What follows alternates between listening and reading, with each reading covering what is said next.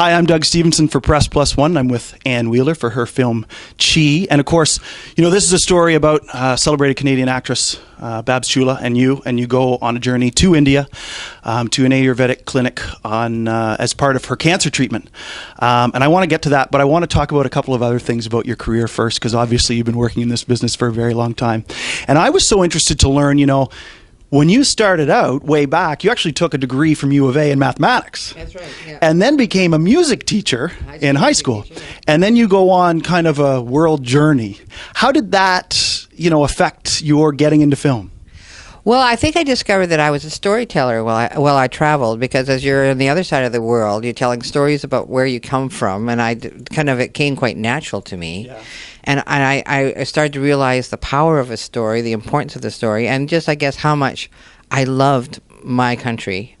And how I wanted to be a part of that community that are storytellers for this country. And when I came back, it wasn't necessarily going to be film. I thought it would be stage, because I'd done a lot of stage work, done a lot of music work. I was a music teacher. And so it was a bit of a shock to bump into some of my friends who were making a film. And they kind of said, do you want to be an on-camera interviewer?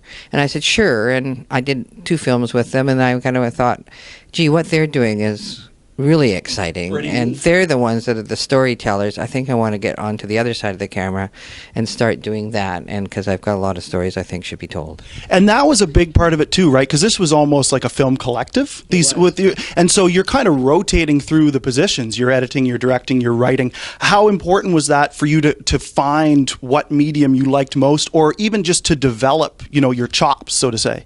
I think it was the best training in the world to be part of a collective. We were 9 people, and we were not filmmakers. We were people who had an agenda. We saw film as being a tool, a powerful tool to get a message out. So we made all of our films were about ecology or politics or battered women's shelters, native rights. You know, we had a huge spectrum of issues that we wanted to address, and the filmmaking was really, you know, just, it could have been radio, it could have been anything, but we thought filmmaking was the right tool, and we taught each other what we knew. The rest we got from books and basically paying for our mistakes. You know, we hired people to begin with, and we would all be grouped around the person we'd hired to try to find out everything we had. But we were in Edmonton, so like there was no editing machine in Edmonton. Right, and that's an important point to make. You're not in Toronto at this point. You're in Edmonton. Yeah, we were in Edmonton, and there never been like a filmmaking group like this. And it was kind of, we had people from the CBC that had, you know, given us advice. We had people in Vancouver that we phoned for advice, and there was a lot of generosity to keep us going. And we stayed together tight for 6 years, and we made about 40 to 50 films. That's tremendous. I mean, that is really such an education when you think about it. Yes, and if you directed a film, the next time you were rolling cable, and the next time you were taking sound, and the next time you were shooting, and so you never did the same thing. You know, you couldn't direct until you'd done at least 4 other things in between the last time you directed. So we all got a great appreciation for the technical aspect of making film.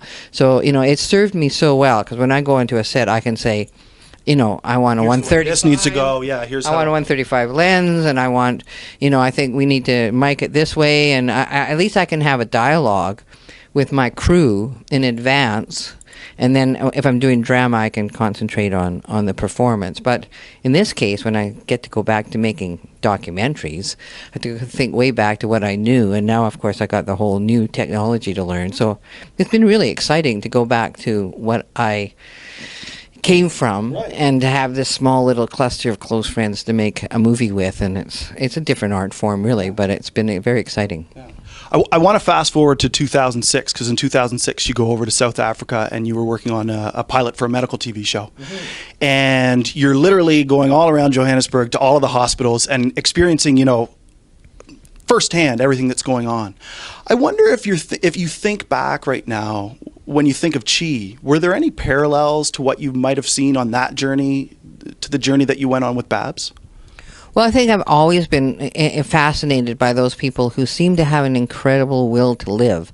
The last actual documentary I made that I wrote and directed and did some shooting was a war story, which was about my father, who was a doctor in a prisoner of war camp, and he was able to keep a diary. And what he witnessed was that some people who seemed to be, not completely healthy, but surviving well, they would just give up and say, "I can't do this." And they would just die.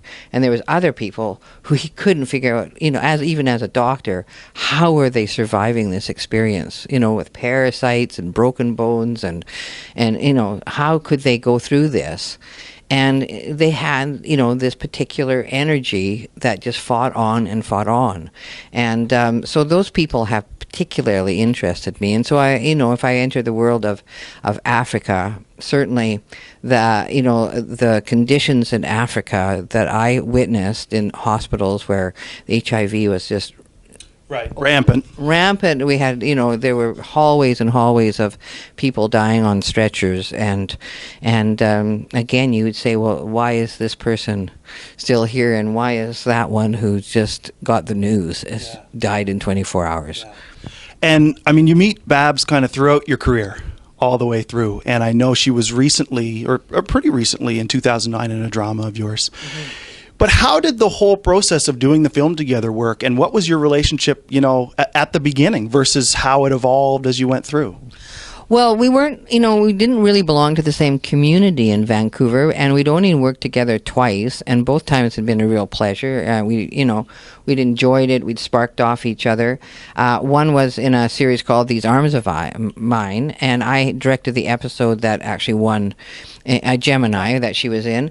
And then the second time was I was given a Hallmark film to make, and there was this character, and I read the character, and I went, oh my God, that's Babz Chula. And then I went, oh my goodness, Babz is sick. I wonder if she's still working. Oh my God, this woman is sick in the movie, and she actually dies of cancer. I wonder, should I, I don't know, should I even ask her? So I was very tentative about it. And of course, she was dying to work, because when you're sick, of course, people kind of stay away, and then you think, oh, nobody will insure me. And you want to get your mind off of it. Yeah, but this was exactly what she wanted to do. She wanted to work, and of course, she was not finding very much work at the time, and she just did a wonderful job of it, and she expanded the part, and she brought so much to it. And to the other actors that were playing characters who were also, going through this journey, she was able to share a great deal and gave the whole making of the film a new glow. Yeah. And you talked about your father's film, or sorry, the film about your father's diary, A War Story. Mm-hmm. And that was that 1983? Well, I actually shot it in 1978, 79. Okay. And we released it, I think, in 81. Okay. So early 80s, we're talking 30 years now.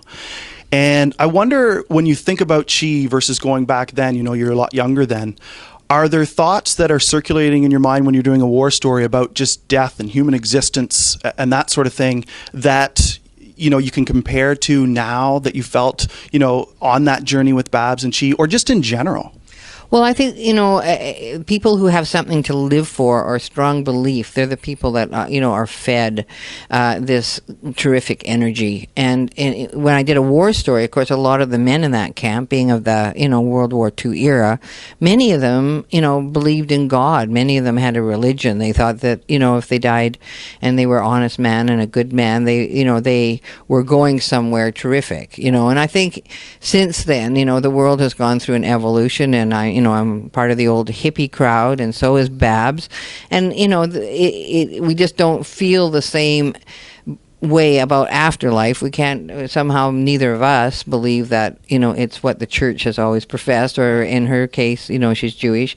What is the afterlife? I mean, maybe there is, maybe there isn't, but we don't know how to prepare for it because we don't really have a clear idea of what we believe it is.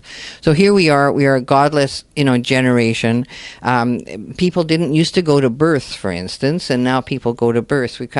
Our generation has kind of broken the boundaries on what you can do and can't do around birth, right? And we're all now approaching death, and we're kind of going, whoa, I don't know if I really want everybody to go to a church and pray to Jesus and say that I'm going to be in Jesus' arms, or, whatever religion you belong to. How are we going to approach this when you don't have this, kind of structure to fit this experience into. You know, it's sort of an open book. We're going to have to create our own rituals again, or just think of this in a fresh way. Yeah, I like that. It's a good take on it.